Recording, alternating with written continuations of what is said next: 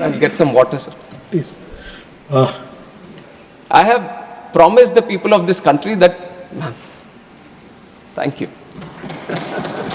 Thank you. She has always been so caring, sir.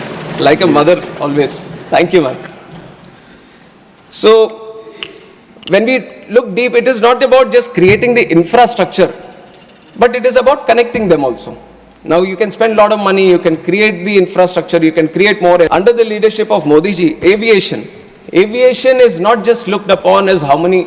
I also agree to a certain point that it's not about just the numbers. Numbers I am giving to show you a picture on how much progress we have made.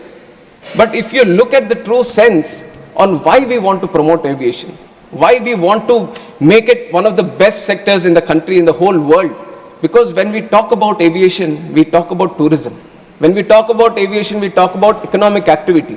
When we talk about aviation, we talk about real estate growth. We talk about job creation. When we talk about aviation, we talk about industry.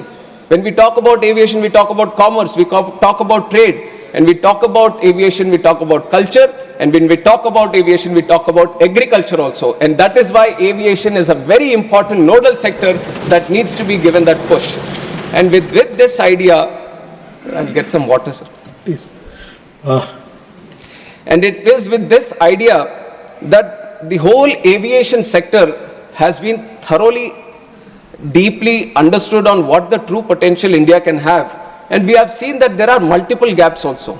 Now 90,000 crores capex has been put into the infrastructure to create the infrastructure in airport infrastructure. But creating infrastructure, that itself is one challenge. And when I took the charge as a minister for this aviation, sir, I have promised the people of this country that, ma'am, thank you. Thank you. She has always been so caring, sir. Like a mother, always. Thank you, ma'am.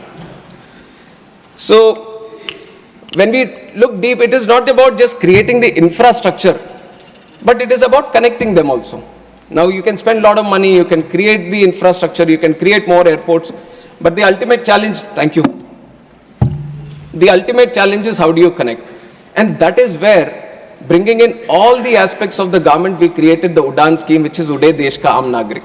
Through the UDAN scheme, the challenge of these airlines, because it is a market-driven industry, where they feel there might be a non-viability in running a route, the government has taken the responsibility a little bit on himself, and it has said that why don't we provide the viability gap funding. It was the first time that it has been done at such a large scale.